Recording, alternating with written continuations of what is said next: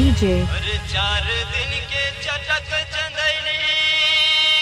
DJ Ram बाबू mobile number 62 68 02761। फिर अंधियारी रात रे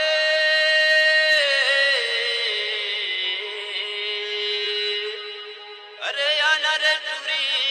मजा उड़ा ले हाथ मदे नाथ रे नितेश डीजे राम बाबू मुरमुर मुलाकात जादू टोना रे मुना करते हैं मुलाकात जादू टोना टोना करते हैं मुलाकात जादू टोना रे मुना करते हैं मुलाकात जादू टोना है रे मुना है रे मुना है रे मुना रे है रे मुना है रे मुना है रे मुना रे है रे मुना है रे मुना है रे मुना रे है रे मुना है रे मुना है रे मुना रे करते हैं मुलाकात जादू टोना रे मुना करते हैं मुलाकात जादू टोना करते हैं मुलाकात जादू टोना रे मुना करते हैं मुलाकात जादू टोना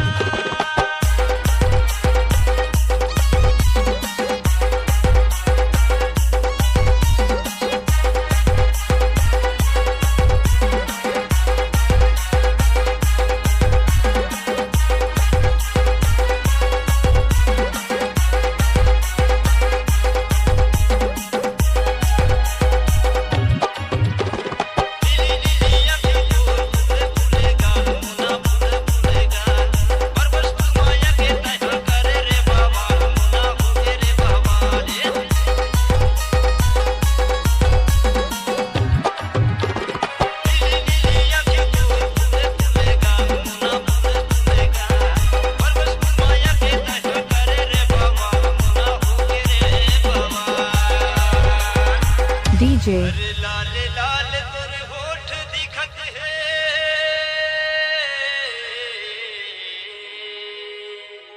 और रसगुल्ला सही तोर गाल वो औवन रे टूरी मजा उड़ा ले औ हाथ मदे ना हाथ नितेश डीजे राम बाबू मुरमुर है रे मोला है रे मोला है रे मोला रे है रे मोला है रे मोला है रे मोला रे है रे मोला है रे मोला है रे मोला रे है रे मोला है रे मोला है रे मोला रे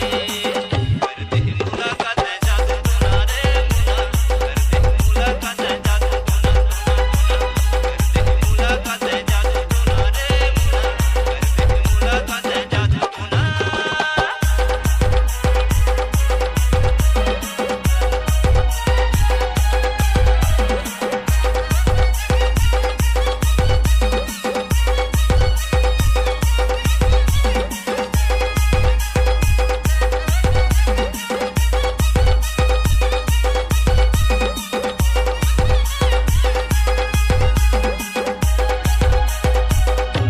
उम्र 16 साल तोर होगे ते जवान मुना होगे ते जवान लगिया दौला रे मुना करे परेशान मुना करे परेशान ये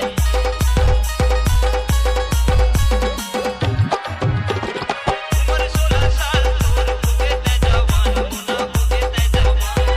लगिया दौला रे मुना करे परेशान मुना करे रे परेशान डीजे अरे बरबसपुर मोरे गाँव माया के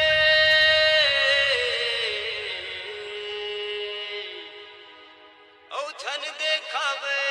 ते ताव रे औ कभू पर वे रवि के सपेटा रे टूरी उतर जाही तोरे भाव रे। नितेश डीजे राम बाबू मुरमुर है रे मोला है रे मोला है रे मोला रे है रे मोला है रे मोला है रे मोला रे है रे मोला है रे मोला है रे मोला रे है रे मोला है रे मोला है रे मोला रे करते हैं मुलाकात जादू टोना रे मुना करते हैं मुलाकात जादू टोना करते हैं मुलाकात जादू टोना रे मुना करते हैं मुलाकात जादू टोना करते हैं मुलाकात जादू टोना रे मुना करते हैं मुलाकात जादू डीजे राम बाबू मुरमुर